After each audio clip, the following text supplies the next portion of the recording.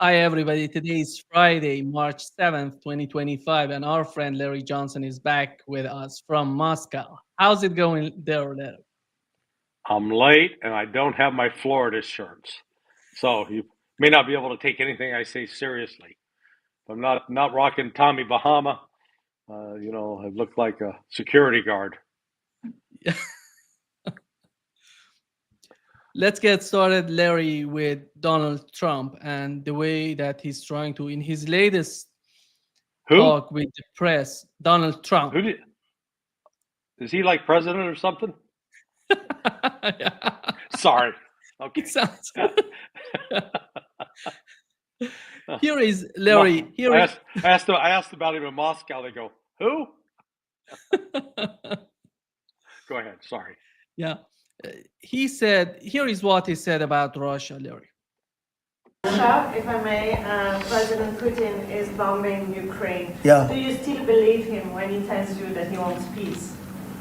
Yeah, no, I believe him. I believe him. I think we're doing very well with Russia. But right now they're bombing the hell out of Ukraine, and they don't have the cards. As you know, we're meeting in Saudi Arabia on sometime next week, early. And we're talking, would I find that in terms of getting a final settlement, it may be easier dealing with Russia, which is surprising because they have all the cards. I mean, they're bombing the hell out of them right now. And I put a statement in, a very strong statement. Can't do that. You can't do that. Mr. President, We're trying to help them. And Ukraine has to get on the ball and get a job done. Michael, could you come up here? I see Michael back there. Good, I'm glad. He's traveling all over the world. I just saw him come in the door. Could you give a little definition of what's going on, please? Sure. Well, the president has been crystal clear, and he's been clear to all sides. The fighting has to stop. Both sides need to get to the table. We had a good engagement. Both leaders have said. Yeah. Here is, Larry, what they're talking about, that Donald Trump, he's trying to somehow convince Zelensky to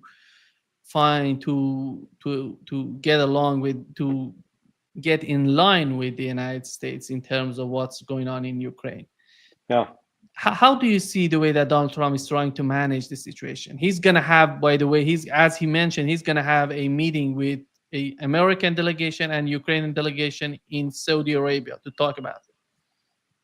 Yeah. I'm not sure he is actually going to go there to meet, but there will be meetings of those two delegations.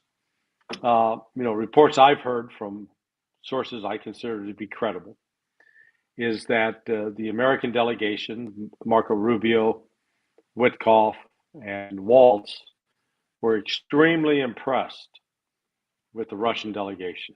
I mean, Sergei Lavrov,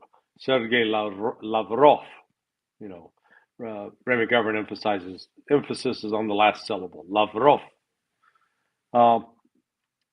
They were incredibly impressed with how smart they were. Now they're going to meet with the Ukrainian crowd. Let's just say that Umarov is not going to be confused with Albert Einstein. He's not known as a really bright guy. I think the United States will immediately see the difference.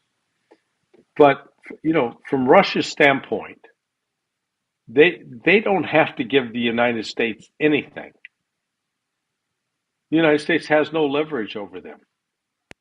If there were some reports late this afternoon, I've heard that Trump has vowed that if Russia doesn't stop, he's going to really toughen up the sanctions. I think the technical term from Russia's standpoint is they could give a shit. They don't care. There's nothing that the United States can threaten to do to Russia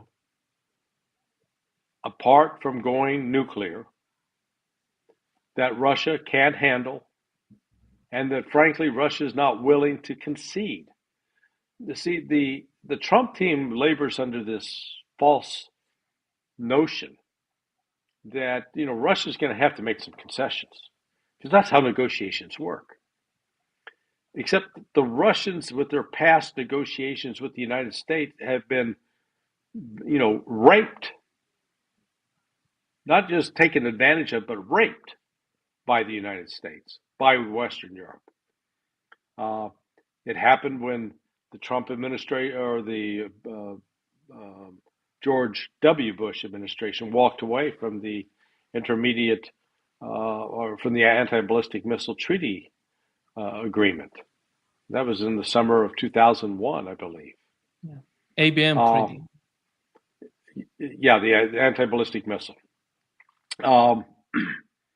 Then in 2007, Putin spoke to the Munich Security Conference and made it very clear, hey, don't bring NATO any closer. If you go back and look at the record, documented extensively by Scott Horton, who I think you've had on your show, his book Provoked. Anybody wants to read it, wants to know the history, just get Scott's book. It is laid out, exquisite detail.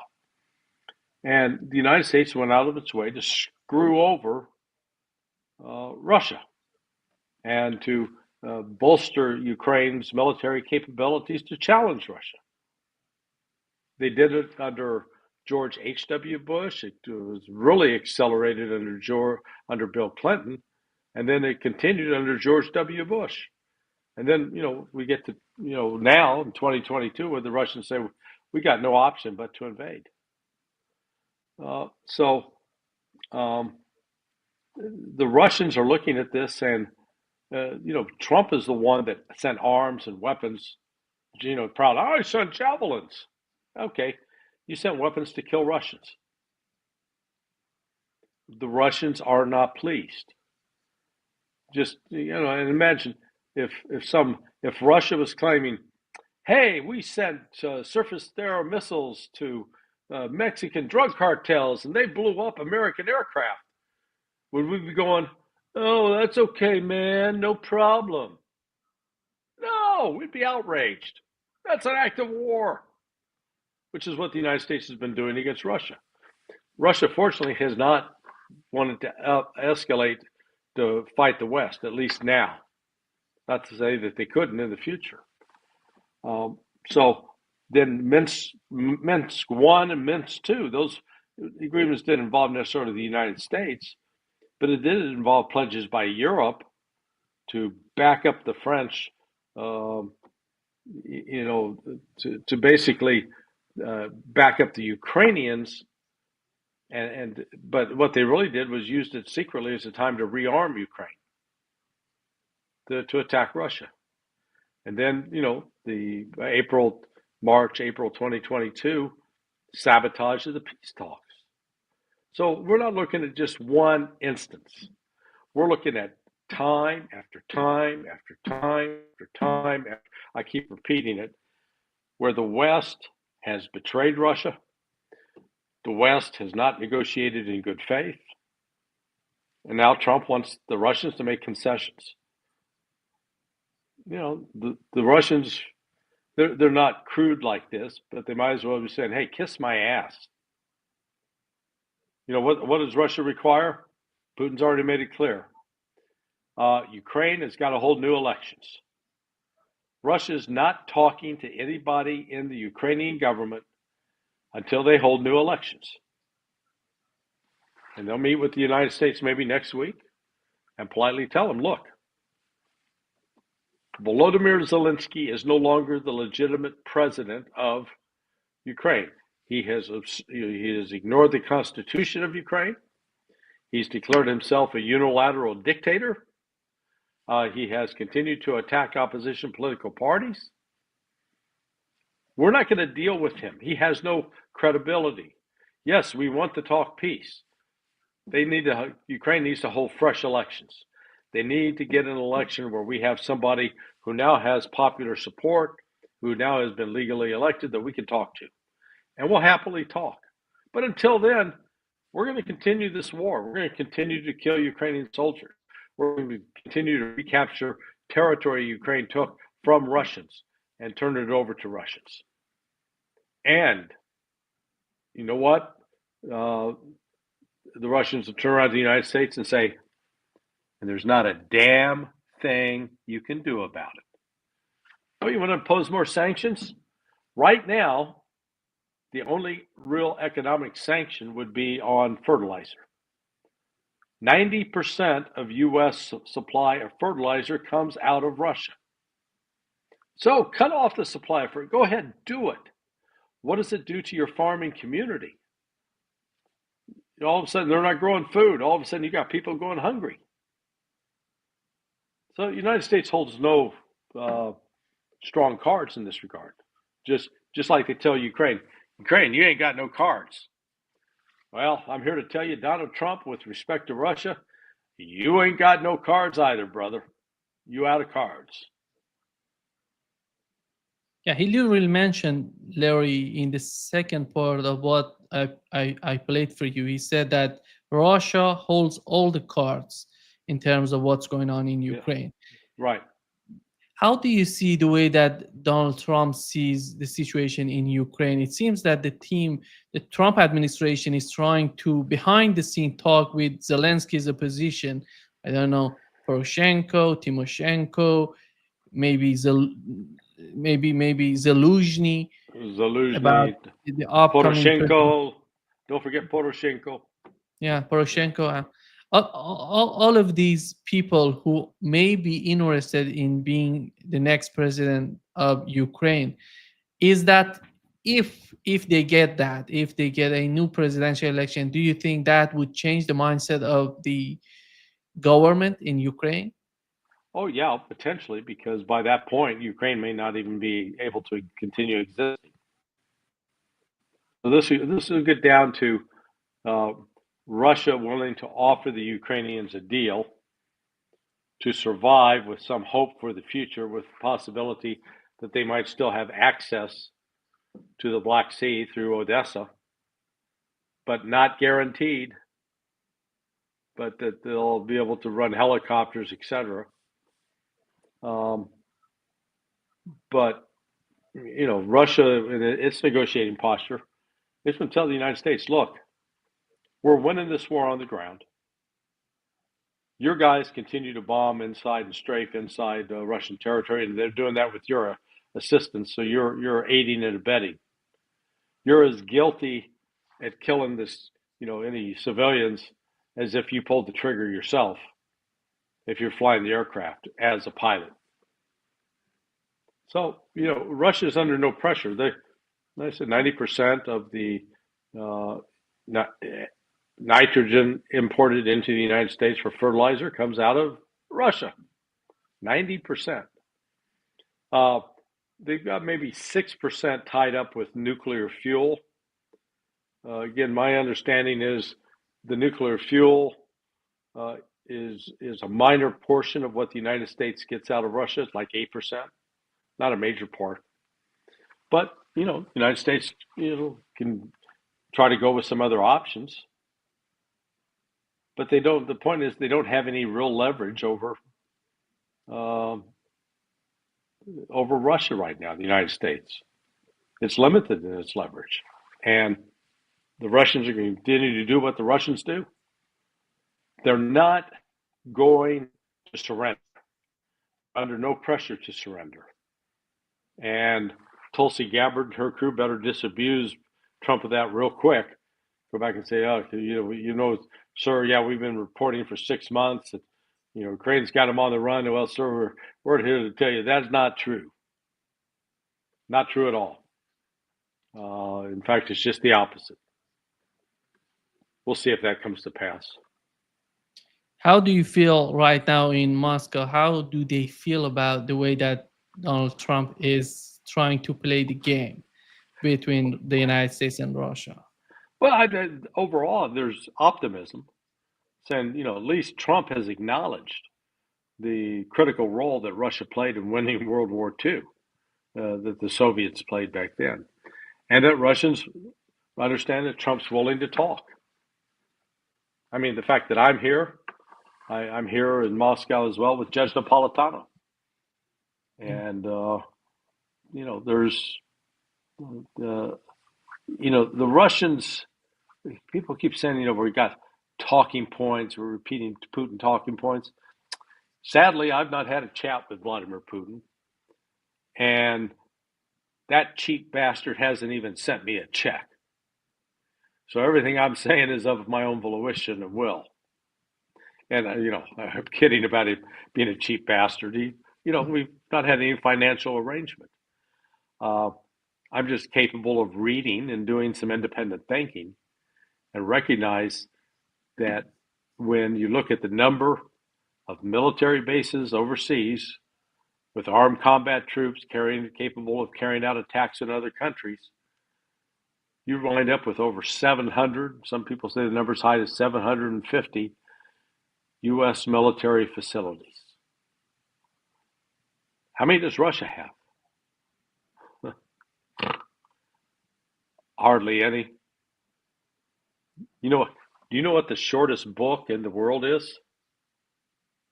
It's titled Imperial China's Successful Military Adventures. You know why that's such a short book? Because they haven't had any. Yeah. Their last out of country experience was in 1979, and the Vietnamese kicked their ass. So it's not like the Chinese are some juggernaut of military power out, tearing up the world. So, you got to take all these things into reality. And there is optimism that, Trump at least says he's willing to talk. And Trump seems keen on trying to promote peace. And, Trump has authorized his people to go talk to the Russians. So that's good. We're far better off talking than threatening to kill each other.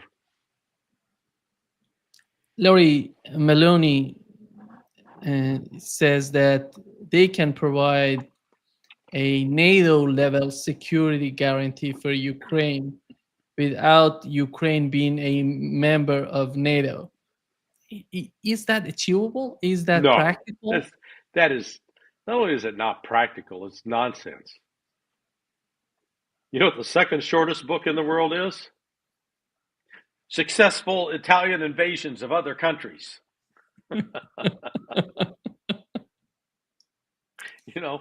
Come on.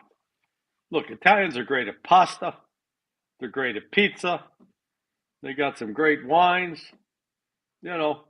Food, wine, great art, great. Fighting, not so much.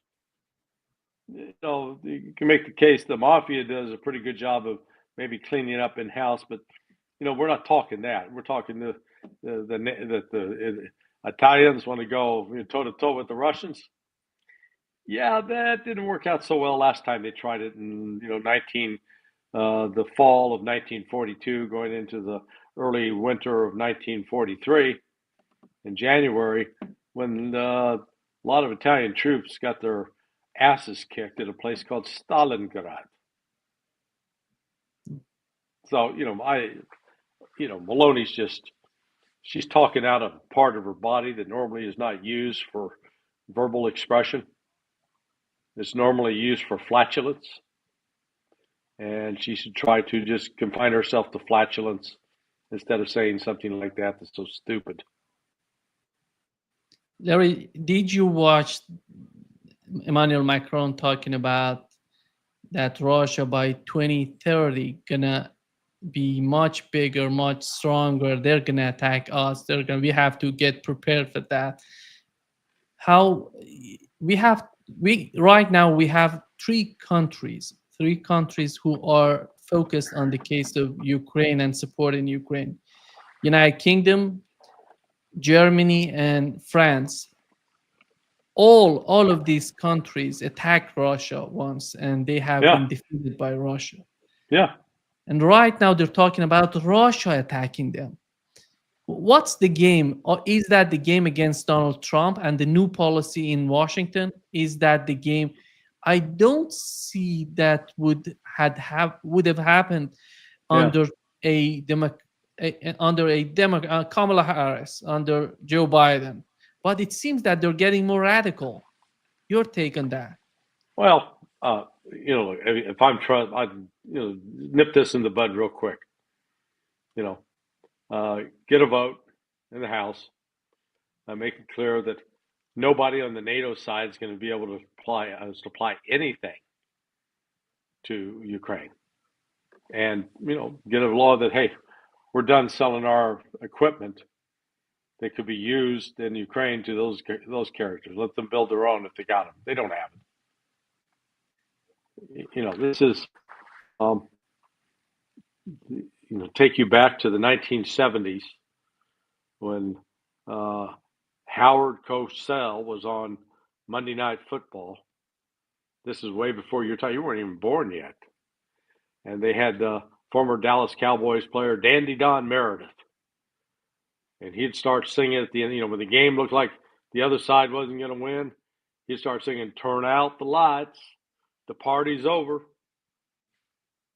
That's what we should be singing for Ukraine. Turn out the lights, the party's over. They ain't coming back. So it's just the denial of people like Maloney and Germany and France and England. They're probably big on what's called fantasy football. That's where you pretend like you own a team, and you get into a league with other people, and you draft. You get to select players that are actually playing for real world teams. Like, I don't know who the number one player for Manchester United is right now, but you load your team up, and then you get to score each week based on how many points they score, how many assists, how many blocks, etc. And then at the end of the year, you add that up, and whoever's got the most points wins. And this is where people get to play, act, and imagine that, oh, I'm a professional football coach. Well, that's sort of what Maloney and Macron and Schultz or Prime Minister Starmer of the UK, that's what they're doing. They're playing fantasy football. Yeah, we're going to put 2 brigades in. How are they armed? Well, they don't have weapons yet, but we're just going to imagine them that they'll have them. Oh, that's a great strategy, guys. Yeah. Europe is, you can't even call them a mile wide and a mile deep because they're not. Mile wide and an inch deep. They're not even a mile wide. They're probably, 10 yards wide with an inch deep water. They got nothing. But they can sit there and tell themselves, "Oh yeah, we're big, we're brave, we're tough, we're gonna really take it to those Russians." And Russians sit back, okay, if you're going to attack us, that's an act of war, and we'll pursue it as a war. Frankly, they've held back up until now, Russia.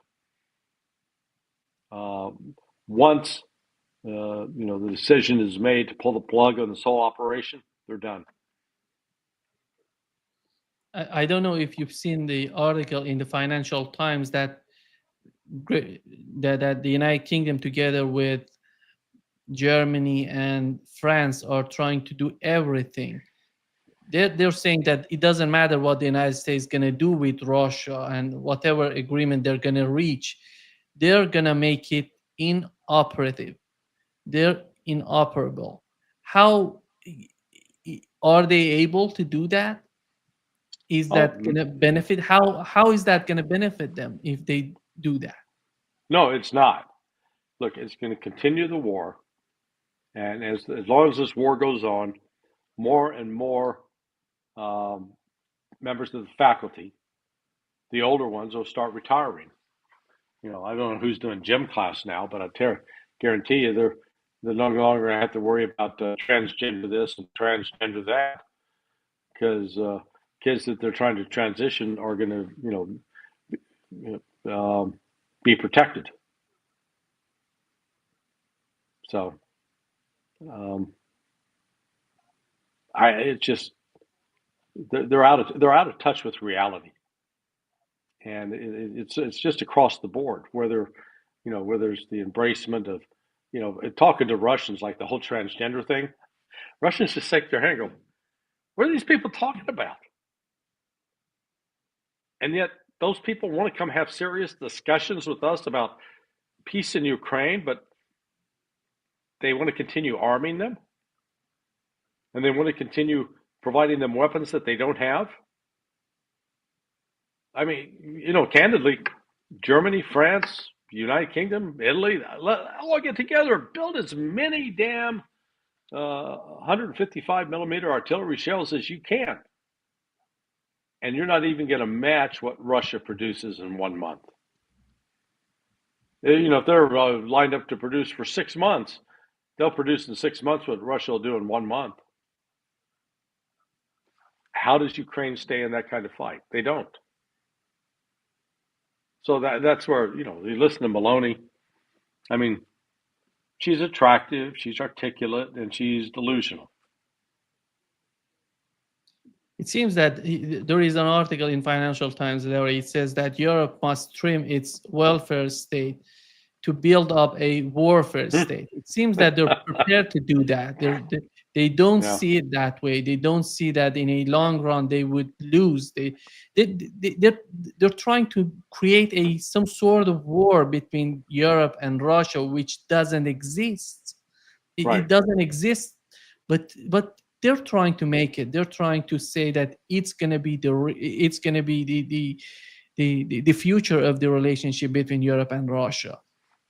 Yeah, there's no future there.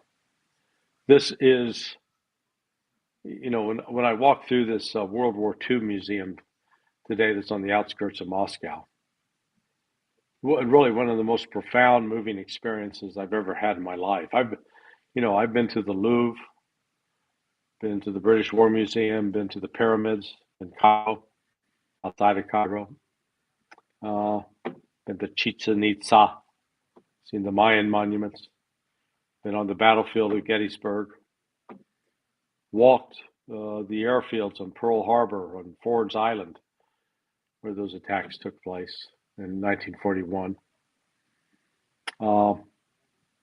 I've never seen a museum like this.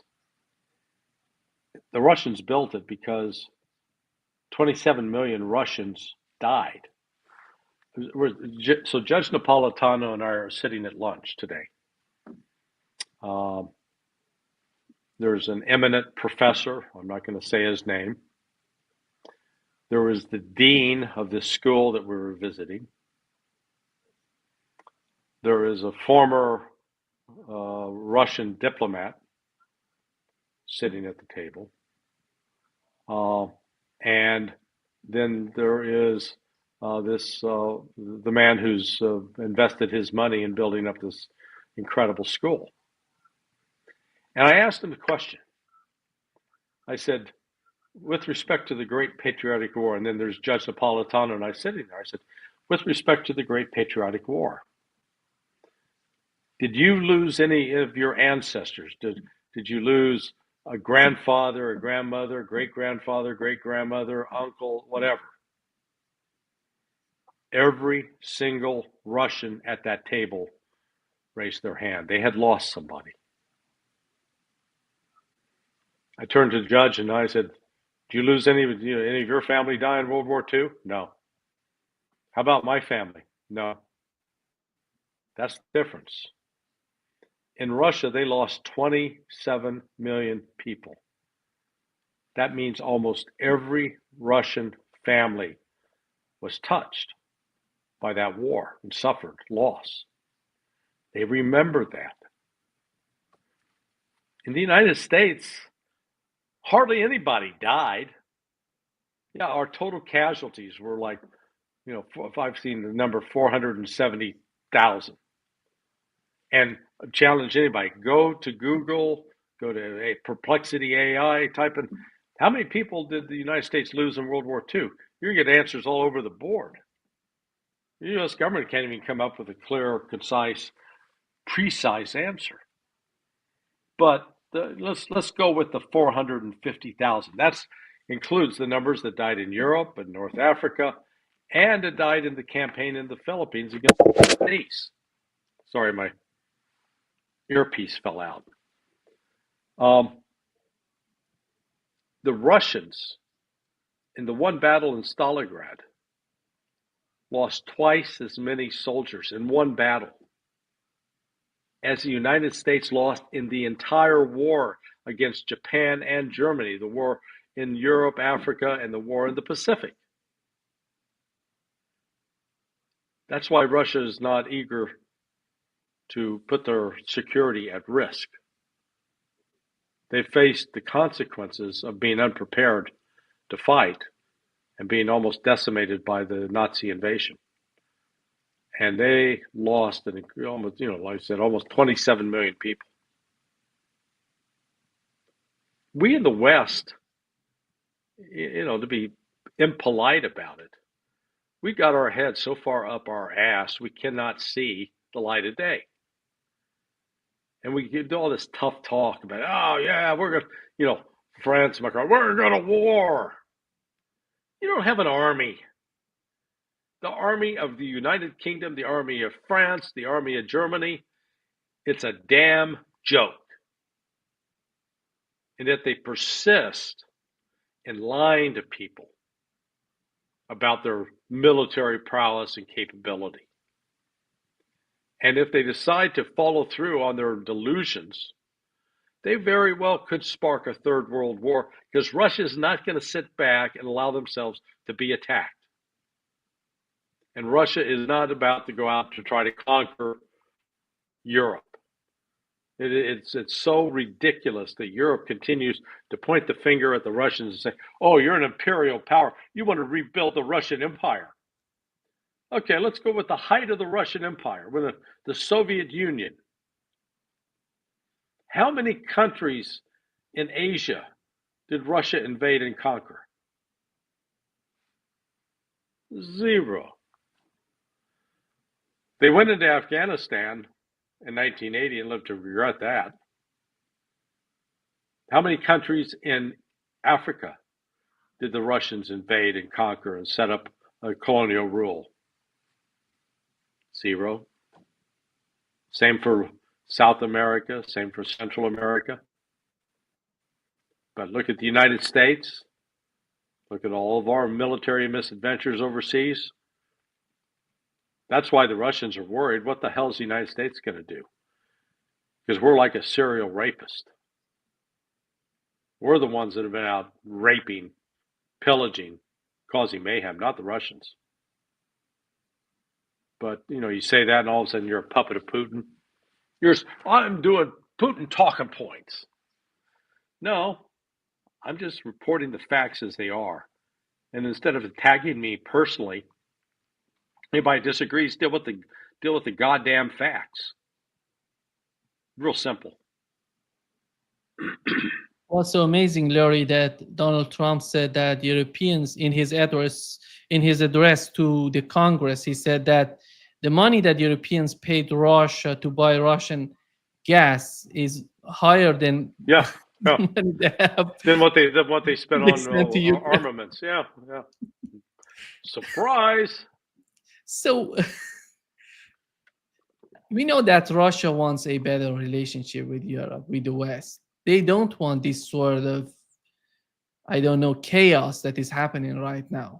Yeah. But it doesn't seem that the Europeans are coming out of that sort of shell that they're making for themselves. That sort of bubble, which doesn't mean anything when it comes to the relationship between Russia and Europeans. Yeah. Well, I mean, they're talking openly. Macron's, we'll spread around our nuclear weapons. We'll share it with all the other Europeans so we can use them against Russia. What's Russia supposed to think? They're not talking about sending boxes of candy and bouquets of flowers. They're talking about going to war with Russia. And they can't ignore that. The general staff is going to go, okay, we got to prepare contingencies. And one of the contingencies is a preemptive strike to take out any such capabilities that are moved. It just, we in the West, we need to get off our war kick.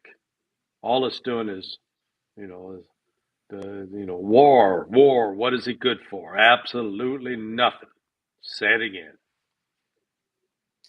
Larry, Telegraph reported today that the United States, Donald Trump is considering pulling troops out of Germany and maybe deploying troops to Hungary. How is that is that a reaction from what they're talking about in Germany, the way that they're trying to deal with Ukraine, or is that something else that is happening in the mind of the Trump Well, administration? well, it's a way to send a message to Germany that you're not happy with their failure to endorse or follow a U.S. position. But again, why is the United States then moving the troops from Germany into Hungary, which means you're moving the troops closer to the Russian border, which is sending the exact opposite message. Yeah, we don't threaten you. We're just pissed off at the Germans, so that's why we're going to deploy this division on your border. Don't worry. Yeah, the Russians are going to worry, and they've already indicated they'll view any action like that by the United States as a hostile action. They've warned us. Don't do this. Don't do that. Stay away. You've sent signals already. Trump to his credit. Yep, Russia, won the Second World War.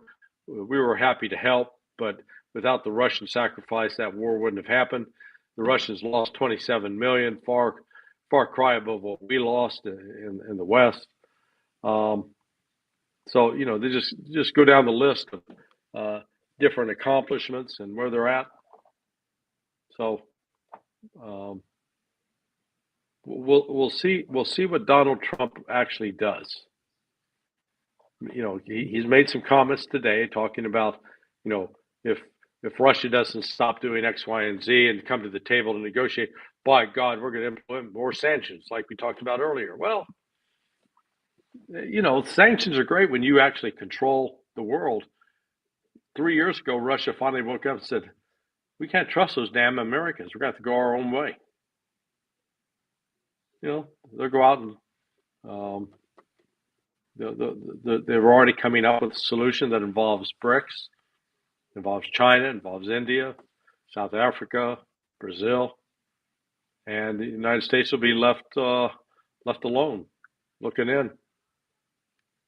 Yeah, well, what's so positive, Larry, today that we've learned that Donald Trump is talking about, he thinks of the nuclearization of the United States together with Russia. He thinks that they can come up with some sort of solution for that.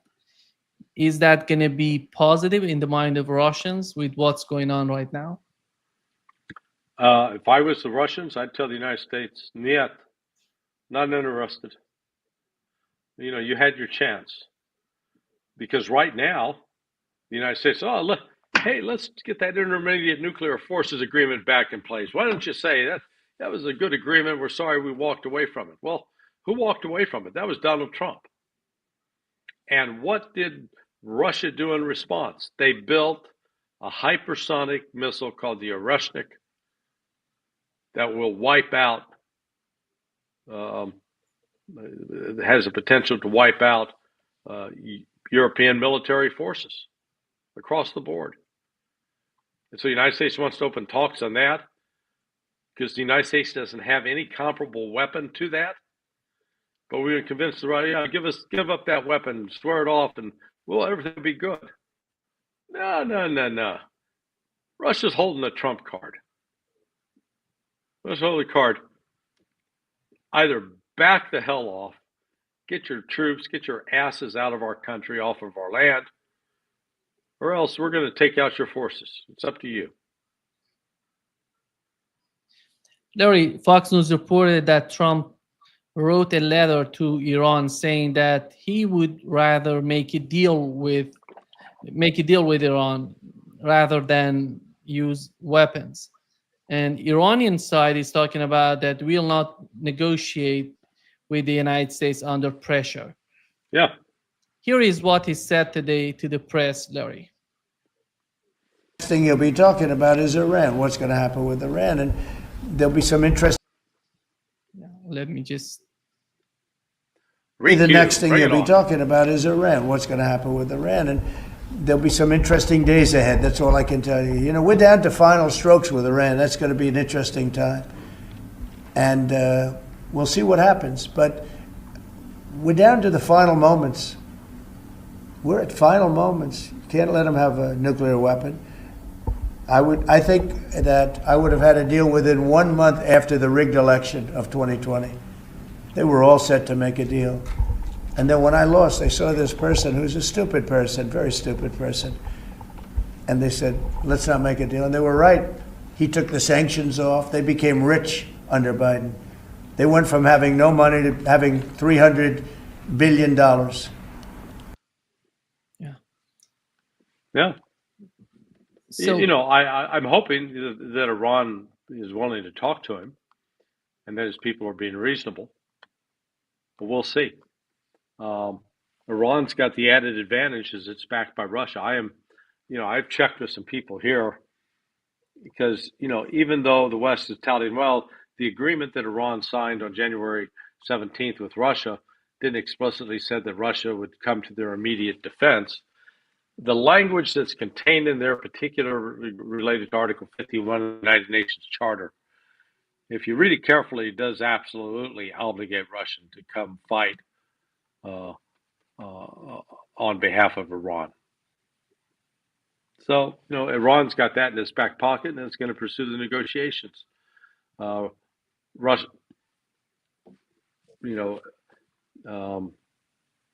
Russia will back Iran. Israel and the United States are not going to have a lot of leverage. And if Israel and the United States decide to attack Iran, they run the risk of facing a bigger, broader war with not only Russia, but China coming to the aid of Iran. I don't know if you're following the situation in Syria. Is getting so much critical, and they're fighting each other. Yeah. The different groups there. Well, yeah. So, I mean, I think I've said this close to the outset. HTS, Jelani, or Sharma, or they call him, Charmin, the toilet paper. Charmin, extra absorbent, capability. They're not native Syrians. They don't have a tribal structure to fall back on.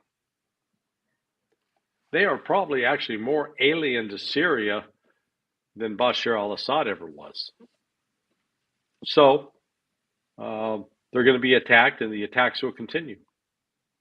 And attacks will probably escalate.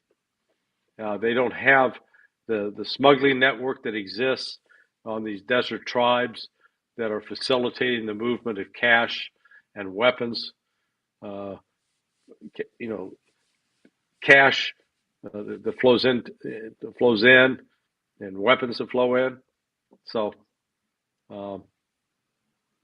the Syrian, these outsiders, they don't have control over those tribal groups.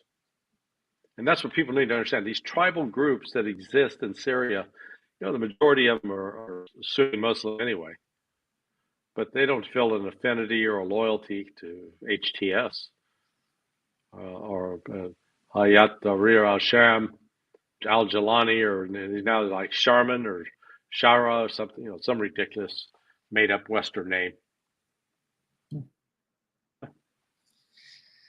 So, thank you so much, Larry, for being with us today. At 4 p.m. Eastern, East Coast of the United States, I'm gonna have a talk with Colonel Wilkerson and Ambassador Chas Freeman, and compare it just. They'll have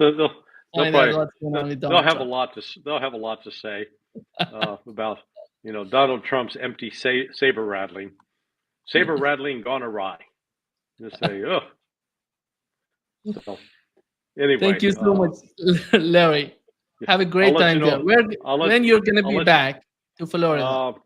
I'll let you know about Monday because I'm supposed to do a radio interview or a TV interview with someone here, and then it depends. I don't know if I'm headed to the airport or waiting another day to come home, but hopefully we can hook something up on Monday.